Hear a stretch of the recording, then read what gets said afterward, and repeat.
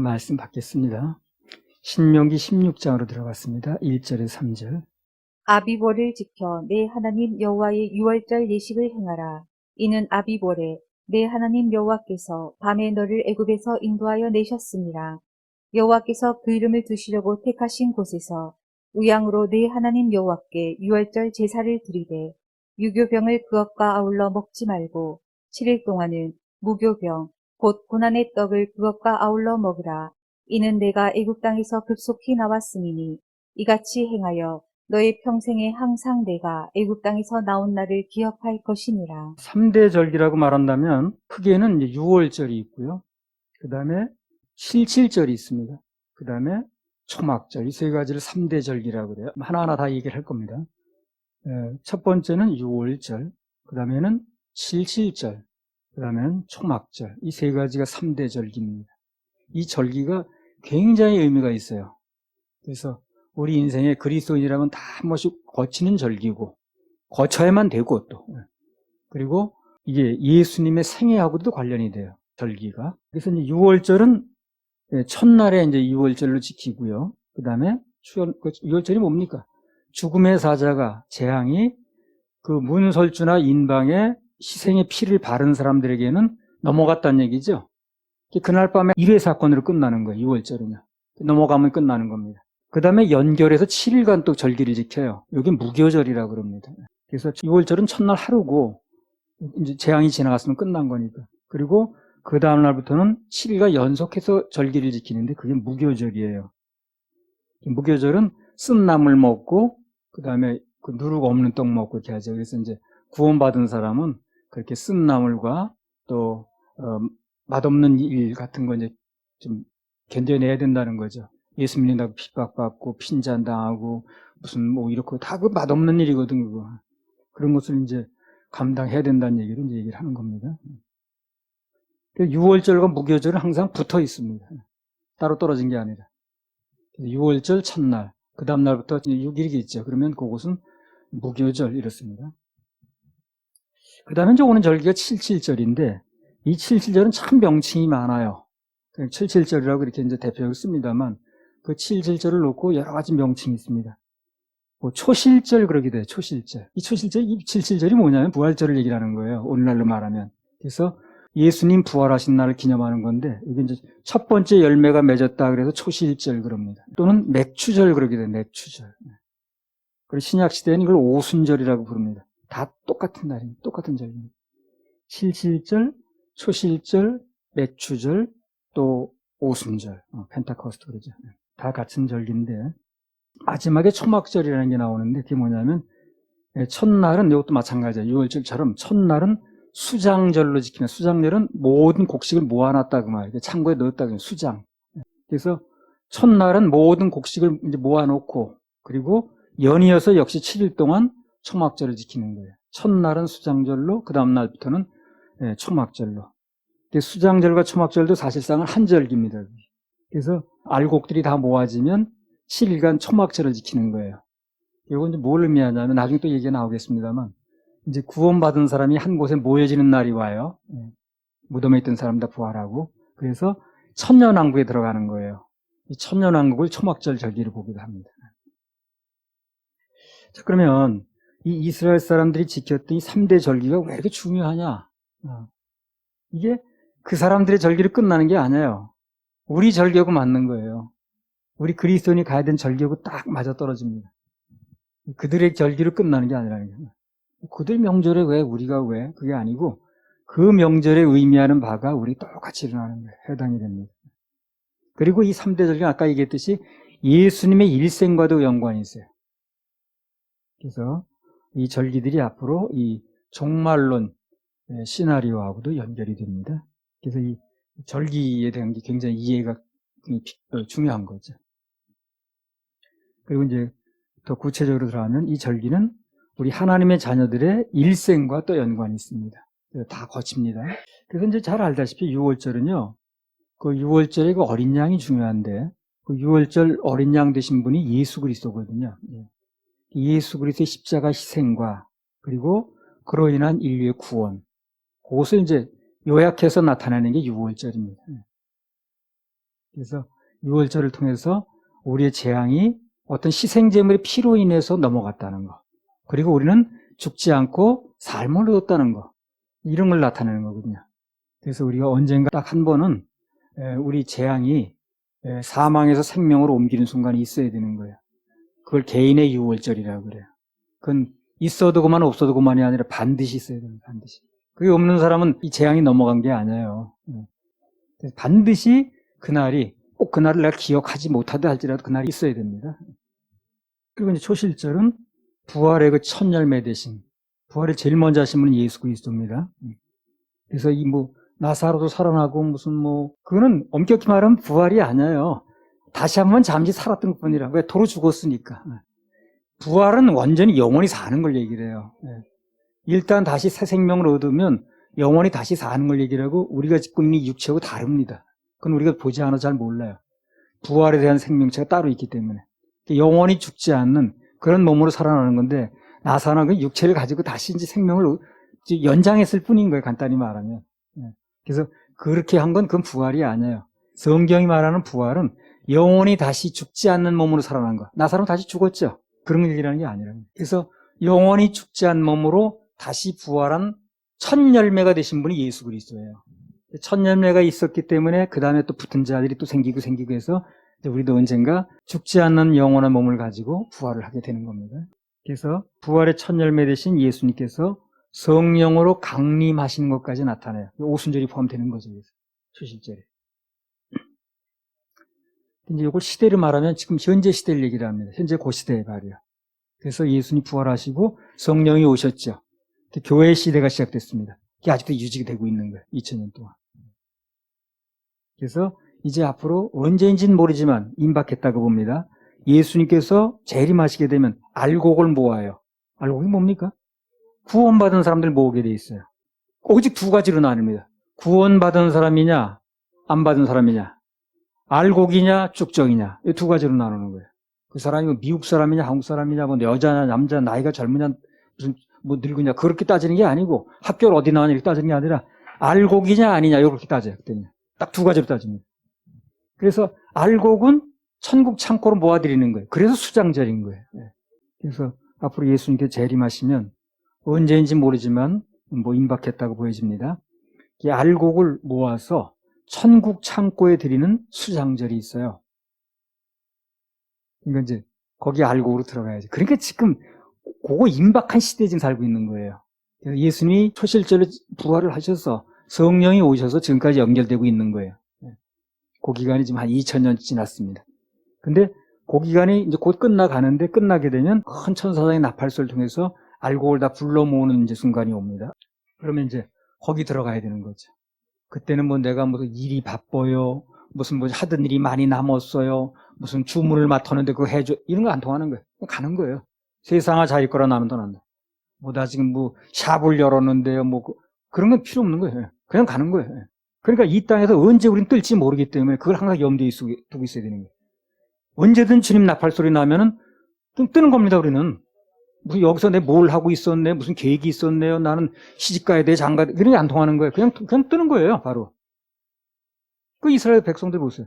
그들이 뭘 하고 있든 간에 나팔 불면 그냥 그 텐트 다 뜯어가지고 그냥 뜨죠.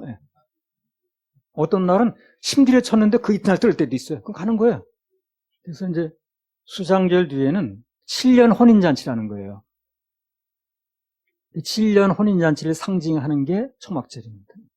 그래서 이 초막절은 우리 주님과 우리 교회가 신부인데 교회의 신혼여행이라고 보면 돼요. 초막절 잔치가 끝나게 되면, 신혼여행이 끝나게 되면 영원한 본향으로 천국으로 들어갑니다. 그때. 그거는 성경에 별로 언급된 게 없어요.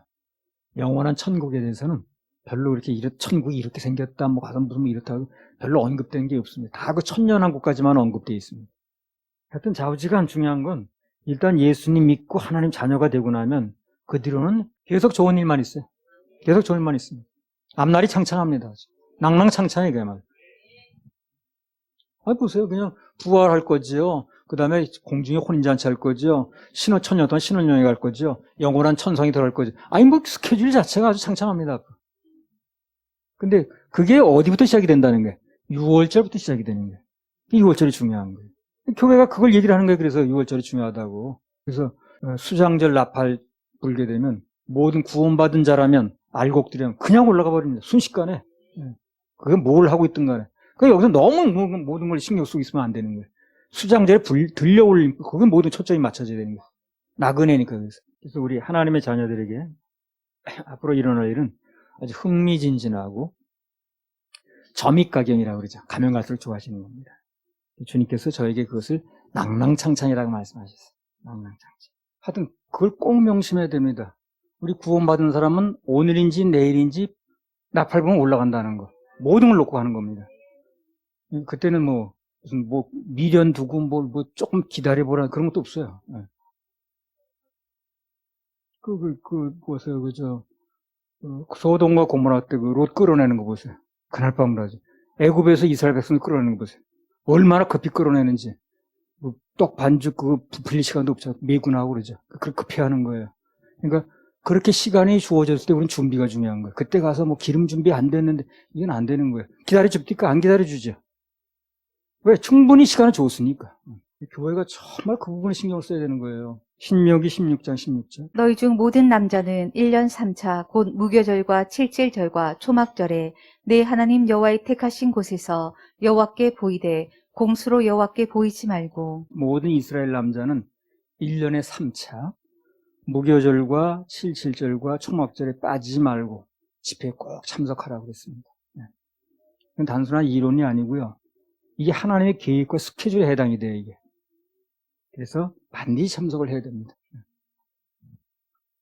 그리고 아울러 이 모든 하나님의 백성들은 이 3대 절기에 반드시 참여할 수밖에 없어요. 6월절이 있는 사람은 이 저절로 참여가 되는 겁니다. 우리가 무슨 공중재림하실 때 우리 여기 있겠어요 해야 되는 것도 아니고요. 나팔 불면 올라가는 거예요. 그냥. 왜? 생명이 그분 생명이기 때문에. 당신의 생명을 당신이 찾는 겁니다. 올라가는 거예요. 자기가 남고 싶어 남는 게 아니라니까요. 올라가고 싶다 해서 또 자격도 안 되는 올라가는 것도 아니고요. 예수님의 생명을 받아서 거듭난 사람은 저절로 올라가는 거예요. 그게 안 되는 사람은 올라가려고 아무리 발버둥 쳐도 안 되는 겁니다. 그래서 우리 6월절을 통해서 이제 구원을 받았고, 지옥 재앙이 넘어가는 구원을 받았고, 또 초실절, 앞으로 반드시 부활이 있습니다. 그리고 또 앞으로 초막절, 그리고 혼인잔치, 천년왕국에 반드시 들어가게 되기 때문에 이 절기가 우리와 앞으로 다 연결이 되는 거예요. 이 3대 절기는 우리 하나님의 자녀들이 반드시 거쳐야 되는 그런 절기가 되는 것입니다. 신명기 16장 1절. 아비월을 지켜 내 하나님 여호와의 유월절 예식을 행하라. 이는 아비월에 내 하나님 여호와께서 밤에 너를 애굽에서 인도하여 내셨습니다. 그래서 이 말씀을 놓고 내 생애에 어느 날인가 애굽으로부터 반드시 빠져나온 6월절이 있어야 된다 그랬어요. 그죠? 반드시 있어야 됩니다. 이건 있어도 그만 없어도 그만이 아니에요. 반드시 있어야 됩니다. 그 반드시 있어야 되기 때문에 확인을 해보는 거예요. 그 사람이 그 날이 있었는가 여부를. 확인해봐서 시원치 않으면 그날 있게끔 해주려고 그러는 거거든. 그보다 중요한 게 없는 건데 그걸 안 하는 교회가 이상한 거거든. 반드시 6월절 이 절기가 그 사람에게 날이 있었는가를 확인해줘야 되거든. 예수님 피로 인해서 죄로부터 재앙이 넘어가고 해방된 날이 반드시 있어야 됩니다. 이거는 여러 번 강조했습니다. 이론이 아니고 사건이기 때문에 반드시 있어야 됩니다. 반드시 6월절이 있어야 그 다음에 부활의 초실절도 오는 거예요. 6월절이 없는 사람은 부활의 초실절 필요가 없어요. 나중에 악인의 부활이 있긴 합니다만. 천년왕국에 들어가는 수장절, 초막절도 6월절을 근거로 일어나는 거예요. 자, 출애굽기 12장 1절 2절. 여호와께서 애굽 땅에서 모세와 아론에게 일러 가라사대 이 달로 너희에게 달의 시작 곧 해의 첫 달이 되게 하고. 그래서 애굽에서 나온 달을 그 해의 첫 달로 삼으라고 그랬어요. 그러니까 이 세상 누가 됐든 간에 그 사람이 누구든 간에 구원받아서 거듭나서 하나님 백성이 될 때 그때 진정으로 그 생의 첫날이 시작이 되는 겁니다. 여태까지 나는 20년 살았는데요. 나는 50년 살았는데 그거는 하나님 앞에서 의미 없는 세월이에요. 그래서 구원받아서 거듭난 백성이 될 때 진정 그때부터 그 사람이 나이가 60이 나이가 얼마든 간에 생의 첫날이 시작이 되는 겁니다. 그러니까 예수님 만나기 전의 삶은 그게 좋았든 나빴든 얼마나 높은 자리에 있었든 아니든 천하게 살았든 하나님 앞에서 하나님 안에서 계산되는 세월이 아니라고요. 왜? 아직 시작도 안 했는데 무슨 계산을 해요? 시작이 돼야 계산하겠지. 그러니까 개인의 유월절이 없는 사람은 그 사람 인생이 시작한 것도 아니야. 하나님 앞에서. 시작이 안 됐으니까 계산할 게 없는 거예요. 시작이 돼야 그 기점으로 계산이 되는 건데. 뭐 그렇게 따지면 난 교회 뭐 30년 다녔는데요. 무슨 뭐 50년 다니고 장로인데 전혀 안 통하는 얘기, 말도 안 되는 얘기를 하는 거예요. 알고 보면. 그게 아무 의미가 없는 거예요. 거듭나야 그때부터 날이 계산이 되는 거예요. 스탑워치를 눌러야 계산이 되는 거 아니에요? 똑같은 거 안 맞아요? 누르지도 않았는데 뭐 계산이 되겠어요. 그 다음에 출애굽기 12장 48절. 너희와 함께 거하는 타국인이 여호와의 유월절을 지키고자 하거든 그 모든 남자는 할례를 받은 후에야 가까이 하여 지킬지니 곧 그는 본토인과 같이 될 것이나 할례 받지 못한 자는 먹지 못할 것이니라. 여기 보면 너희와 함께 거하는 타국인들, 그 이스라엘 사람 아닌 사람들이 여호와의 유월절을 우리도 지키겠습니다 라고 나온다면 그 모든 남자는 할례를 받은 후에야 그걸 지킬 수 있다는 얘기거든요. 쉽게 말하면 개종을 해야 된다는 얘기라는 건데, 오늘날은 이거 적용한다면 한마디로 애굽에서 나오지 않으면, 애굽에서 재앙이 넘어갔다는 게 믿어지지 않으면, 죄사함의 은혜를 입지 않으면 유월절 잔치는 그에게 아무런 의미가 없다는 걸 이제 상징적으로 의미하는 겁니다. 그러니까 유월절 잔치가 있어도 그 사람에게 해당이 안 된다는 거예요. 이스라엘 백성들로 같이 섞여 있다고 되는 게 아니라는 거예요. 오늘날 말하면 그 교인들 속에 같이 앉아 있다고 되는 게 아니에요, 그게. 내가 늘 얘기하잖아요. 서울교회 나와 앉았다고 100% 되는 게 아니다라고 얘기하잖아요. 그렇게 생각하는 사람도 있을지 몰라요. 내가 서울교회 나온 지 10년이나 먹는데 안 됐단 말입니까? 그건 말이 안 되는 얘기예요. 서울교회 앉았다고 되는 게 아니라니까요. 그래서 반드시 그 개인의 유월절이 그 사람에게 있어야 됩니다. 그래서 이건 유월절은 반드시 필요하기 때문에 이방인 본토인을 가리지 않아요. 원하면 다 하는 거예요. 구원을 이방인, 본토인만 받고 이방인 못 받고는 안 되잖아요. 이거는 구원에 관한 문제이기 때문에 유대인이든 이방인이든 다 원하면 다 하는 겁니다. 가리지 않고. 자, 출애굽기 12장 1절 2절. 여호와께서 애굽 땅에서 모세와 아론에게 일러 가라사대 이 달로 너희에게 달의 시작 곧 해의 첫 달이 되게 하고 내가 예수님을 내 마음속에 모시고 무엇이 믿어져서 예수님의 피가 그 십자가의 보혈이 내 지옥 갈 모든 죄를 다 덮은 거야. 그래서 내 재앙은, 죄의 재앙은, 심판의 재앙은, 지옥 갈 재앙은 넘어가는 거야 라고 믿어져서 그분을 모셔드리면, 그냥 입으로 하는 게 아니라 그게 믿어져서, 그래서 입으로 시인해서 그분을 모셔드리면, 그러면 그 마음속에 그분을 그렇게 믿어져서 모신 날이 생애 첫날이 되는 거예요. 첫날이. 그날이 거듭난 날입니다. 태어난 날이 첫날 아니에요? 거듭난 날이 첫날이 되는 거예요. 영적으로. 우리 태어난 날이, 그날 태어난 날이 생일이 있듯이. 고린도전서 5장 7절. 너희는 누룩 없는 자인데 새 덩어리가 되기 위하여 묵은 누룩을 내어버리라. 우리의 유월절 양 곧 그리스도께서 희생이 되셨느니라. 유월절 어린 양은 뭘 의미합니까? 예수 그리스도를 나타냅니다. 예수 그리스도. 그렇잖아요? 유월절 어린 양, 곧 그리스도께서 희생됐다. 그러니까 그 많은 그 희생된 양들이 결국 누구를 상징하는 거예요? 예수 그리스도를 상징합니다. 그런데 여러 번 와서 예수님이 피를 흘릴 수 없기 때문에 수많은 양들이 먼저 희생이 되는 걸 예표로 나타내고 언젠가 메시아 와서 이것을 한꺼번에 계산한다 하는 믿음이 있는 거예요. 그리고 지금은 이미 예수님이 오셨죠. 한꺼번에 계산한 것을 우리 또 믿는 거예요. 예수님 전에는 한꺼번에 계산할 걸 믿는 거고 우리는 한꺼번에 계산된 걸 믿는 거예요. 그냥 구약이나 신약이나 동일하게 예수님 믿는 거죠.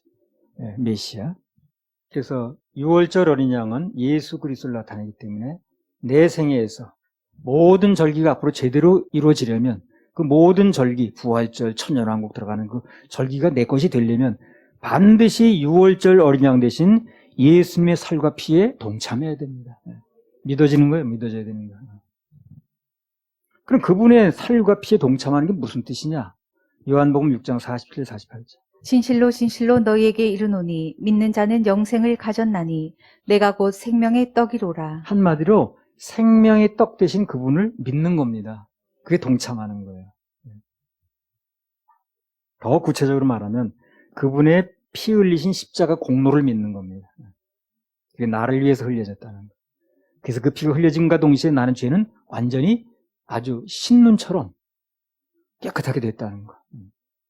그렇게 믿는 게 그분의 살과 피에 동참하는 겁니다.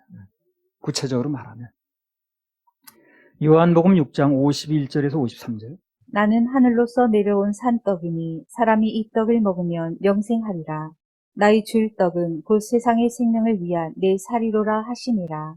이러므로 유대인들이 서로 다투어 가로되 이 사람이 어찌 능히 제 살을 우리에게 주어 먹게 하겠느냐. 예수께서 이르시되 내가 진실로 진실로 너희에게 이르노니 인자의 살을 먹지 아니하고 인자의 피를 마시지 아니하면 너희 속에 생명이 없느니라. 쉽게 말하면 그 생애에 어떤 사람이든 예수님의 살과 피에 동참한 유월절이 없으면, 그게 믿어져서 동참한 유월절이 없으면 그러면 뭐도 없는 거예요. 생명도 없고 영생도 없는 거예요. 절대 안 되는 거죠. 안 되는 거예요. 그러니까 모든 거에 앞서 그부터 해결해야 돼요. 이걸 미루고 뭐 흐지부지 지지부지 할 일이 아니라 반드시 그 시작이 그부터 되는 거니까. 그럼 6월절이 안 거쳐진 사람은 시작도 안 되고 있는 건데, 그 사람 교회 20년 나왔다고 그래도 그게 반드시 거쳐야 되는 거기 때문에 확인을 해야죠. 예수님의 그 십자가에 풀리신 보혈이 내 죄 때문이라는 거. 그래서 그 보혈의 공로로 인해서 내 죄는 깨끗하게 해결이 됐다는 거. 뭐 자살죄는 안 되고 이런 얘기 하지 말고. 그게 믿어져서 그게 완전히 내 것이 되게 되면 동참이 되는 거예요. 그럼 이제 6월절이 시작이 되는 거예요. 재앙이 넘어갔습니다. 6월절은 재앙이 6월 넘어갔다는 뜻이거든. 그게 이 내 모든 지옥 갈 죄가 예수님 보혈로 말미암아 덮어지고 넘어갔어 라는 게 분명히 믿어져야 되는 거예요. 그럼 그때부터 그 믿어져서 예수님 생명을 받게 되면 말도 달라지고 생각도 달라지고 다 달라지겠죠. 무슨 그때부터는 고죄만은 안 돼 그런 얘기를 할 수가 없는 거예요. 이 모든 내 지옥 갈 죄가 다 해결됐다고 믿어진 사람이 고죄는 남았어 이렇게 말하겠어요? 그렇게 말한다는 건 모든 내 지옥 갈 죄가 해결됐다는 게 안 믿어지는 거죠.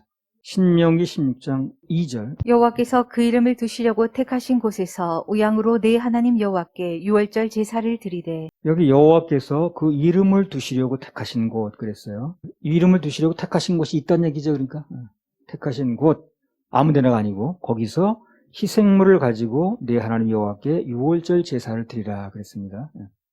언제 어느 시대나 하나님께 특별히 그 이름을 두시려고, 예수라는 이름을 두시려고 택하신 장소가 있다는 거예요. 꼭 우리 교회만 그렇습니다 얘기하는 게 아니에요. 어느 교회든지 또 있어요. 분명히 그 사람들이 복음을 믿고 거듭난 의인들로 세워진 교회라면 거기 예수님 계신 겁니다. 선택한 장소가 되는 거예요. 꼭 우리 교회만 그렇습니다 이렇게 말하고 싶진 않아요. 어딘가 또 있으면 있는 거지. 그래서 어느 시대나 하나님께 특별히 그 이름을 두시려고 택하신 장소가 있습니다. 그 특별한 경우가 아니라면 주일날 좀 멀더라도 주님께서 인정하신 장소에 가서 예배를 드리는 게 맞다 틀리다 맞는 거죠. 근데 여기서 우리가 한 가지 또 알 게 뭐냐면 하나님께서 한 장소를 영원히 선택하는 게 아니라는 거예요. 우리 교회 여기를 선택했으니까 이거 따놓은 당상에 절대 그렇지 않습니다. 구원받은 그 사람 속의 마음속에 내주하시는 성령님은 절대 떠나지 않습니다. 왜? 예수님 공로 때문에 된 거기 때문에. 근데 그들이 어떤 장소를 해서 이렇게 한다고 해서 하나님을 다 섬기지 않고 예배 실패하면 그 장소를 계속 해주는 게 아니에요. 자, 에스겔서 해보겠습니다. 이건 우리의 긴장을 하는 거예요. 에스겔서 10장 18절 19절. 여호와의 영광이 성전 문지방을 떠나서 그룹들 위에 머무르니 그룹들이 날개를 들고 내 목전에 땅에서 올라가는데 그들이 나갈 때에 바퀴로 그 곁에서 함께 하더라. 그들이 여호와의 전으로 들어가는 동문에 머물고 이스라엘 하나님의 영광이 그 위에 덮였더라. 이스라엘 백성들이 하나님께 영광을 돌리지 않고 무슨 몸은 거기가 있으면 바알신이나 찾고 이러니까 계속해서 예배에 실패하니까, 예배를 실패한다는 건 하나님만 찾지 않는 게 예배 실패하는 거예요. 예배 실패하니까 그분의 이름을 두셨던 아주 세세부흥토록 내 눈이 가 있겠다고 하던 그 장소를 밀없이 떠나시는 거예요. 이런 건 굉장히 긴장되죠. 이런. 근데 웃기는 게 뭐냐면 여호와의 영광이 떠난 뒤에도 그 성전의 제사는 계속 드리더라는 거야. 그게 웃기는 거지. 여호와의 영광이 떠난지도 모르고 자기 습관적으로 계속 드리는 거야. 마치 라오디아 교회에서 주님은 문 밖에 계신데 자기네들은 안에 계속 뭐 허저가 안에서 뭘 하는지. 그런 식이라. 그래서 주님은 문 밖에 계신다는데 그 안에서 뭐가 하는 거야. 그러니까 문 열어라 이런 얘기가 나오는 거예요. 앞으로요. 이 땅에서 이제 마지막 그 나팔 소리가 나게 되면 주님이 공중재림하시면 교회가 들림을 받거든요. 교회는 건물이 아닙니다. 구원받은 사람들의 모임이 교회예요. 우리가 들림받으면 교회가 들림받는 거예요. 이 건물이 교회가 아닙니다. 이 건물은 이 건물로 쓰다가 우리가 다른 데로 가면 여길 또 무슨 다른 창고로 쓸 수 있고 용도 변경할 수 있어요. 병원으로 쓸 수 있고. 이 건물이 교회가 아닌 거예요. 우리가 드릴 동안 교회 예배당 건물이지. 교회는 뭐가 교회냐? 구원받은 하나님의 모임인 우리들이 교회인 거예요. 그래서 구원받은 하나님의 자녀들이 뜨게 되면, 교회가 뜨게 되면 이 땅에 교회는 없는 겁니다. 예배당 건물은 남아있지만. 근데 그때도 틀림없이 우리가 들림받고 난 다음에도 여기서 모여서 예배 드린다고 모이는 사람이 있을 겁니다. 그게 웃기는 거죠. 마치 성전에서 하나님 영광이 떠나는데도 계속 거기다 무슨 제사장들이 모여서 하듯이 이스라엘 백성들이 앞으로 교회가 들림받고 난 다음에도 여전히 예배당 건물에서도 뭔가 한다고 하는 사람이 있을 거예요. 아무튼 주님은 그 예배를 받으시는 장소를 바꾸실 수 있다는 거. 그 항상 우리 명심해야 돼요. 구원받은 내 이 마음의 전을 그분이 떠나신 건 아니지만, 그러나 그분이 예배받는 이 장소는 성전을 떠나시는 걸 또 언제든지 바꿀 수 있는, 더 하나님 중심으로 섬기는 대로 가는 거예요, 그분은요. 그럼 우리는 완전히 좀 웃기는 거죠. 주님이 예배를 안 받으신다는데 거기 뭘 하냐는 거. 그런 비극이 없는 거예요. 그래서 우리는 더 긴장해야 되고요. 드림에도 헌신해도 뭐 그냥 예배에도 늘 그냥 아주 중심을 다해야 되는 거예요. 그분이 여기 머물러 계실 수 있도록. 우리도 늘 겸손한 마음으로 항상 하나님의 영광을 생각해야 됩니다. 이건 우리 미리 하시는 경고를 받아들여야 돼요. 떠난 다음에 이런 얘기 할 필요도 없고요. 들어봤자 소용도 없어요.